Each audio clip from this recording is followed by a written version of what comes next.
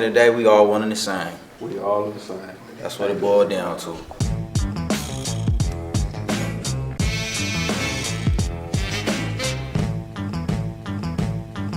My name is KB. I'm from the West Adams district, the Rollin 20 Bloods. Used to be. My name Blue, they call me Henderson Blue. I'm from Long Beach. I'm from everything out there. My name Anthony, I go by Lefty, representing the Eastside of Long Beach. I'll be 34 next week. I'm Big Yankee from Long Beach. I'm 38 years old. I'm Ray Thizzle from the West Adams district. I'm Skipp, from the West Adams district as well. Used to be Avenue Skipp out the 20s, but I love my black people, so I'm from everywhere now, I'm with everybody. First of all, let me give a shout out to the homie D, my homeboy Daryl, put this in my mind. And I want to thank Blue for making this happen, man, for putting together this table. We got some questions we want to ask. So this conversation is going to be a dialogue, man. It's going to be a dialogue about a number of things, about the political leaders, about religious leaders, about the music. Music, the damn show came out of Long Beach, influenced the world back in 91, 92. But we're going to have this conversation. So just to put it on the table real quick, both sides, and we want to have a dialogue. So I don't want to ask a question and one person talk. If it get to where everybody talking, shit, that's cool. That's what we want. So right now, we're going through the coronavirus, but what do you guys think about some of the black political leaders that's in Long Beach, some of the black political leaders that come out the LA area? Do you feel like your voice is their voice and you're being represented? Do you feel like you're being represented by the political leaders that are in power right now on a local level? I ain't talking about Trump, I'm talking about locally. Man, it's kind of hard to say on that one. And use your outdoor voice, make sure the mic pick up. It's kind of hard to say on that one. Just thinking back right now, we ain't got no voice to really represent us. Just the voice that we come from, where we come from, the voice that, you know. All right, so who's the voice? Who's the voice in the LA area, the West Adams area? Do we got a voice? In the West Adams area? Yeah, the West Adams area, the around that area. Who you are a go-to guy? Ain't no other voice. No, Ronald is our voice, you know what I'm saying? As far as from the hood though, he's our political go-to guy to address political things that need to be addressed around the community or whatever. But for the most part, they don't even give us an opportunity to have a voice in the community. All right. Is it the same thing in Long Beach? You guys got a voice? You guys got a couple council members, a mayor, or somebody who be at the park with y'all, or what?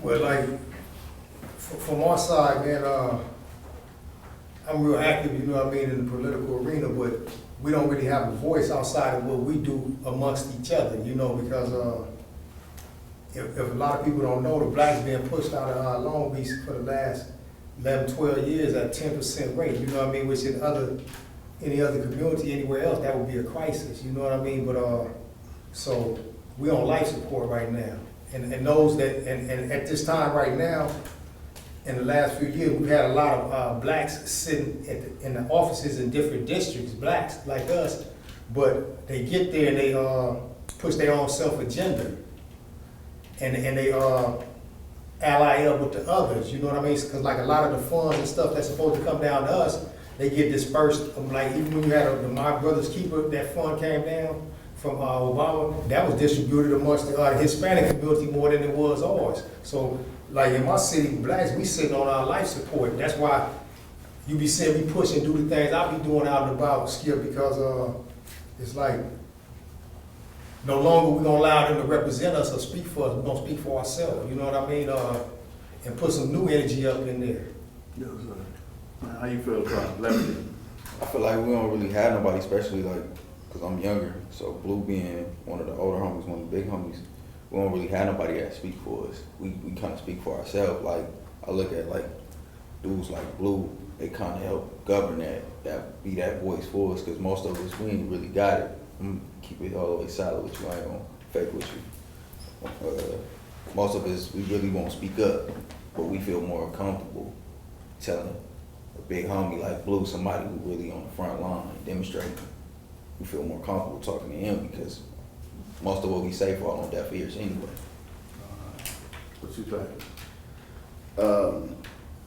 You know, when we look back into the people who hold council member seats in the city of Long Beach, we have the likes of Rex Grossman, Al Austin, D. Andrews. You know, D. Andrews in particular, he was involved with pushing the Cambodian community, who we share community with, and we had good. We always had a good culture clash with them, and so it's only right that he represents them as well. But I find it, ironic. At one point in time, I remember my parole out of prison, and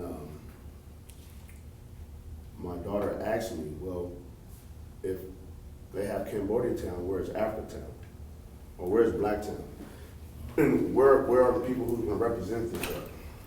We have other artists coming out like Glenn Staples, who are making a good impact on the community. He's involved himself with the politics, and that's what it's about. And it starts at the grassroots movement. So you ask who has the voice, who can speak up, and that's what we rely on. Who is the person? And that's giving us an opportunity to deflect when we are the voice, like he just said right now. We use all these platforms of social media to talk about, a lot of stuff that's not going to impact our community, and we have to get back to that. And we shift blame from the older generation to the younger generation. It goes back and forth. But if you look back in time, as history shows, even the younger generation during the civil rights movement, they took the responsibility to go march when their mothers and their fathers couldn't do so because they had to fold that white lady's linen all day and wash those clothes all day.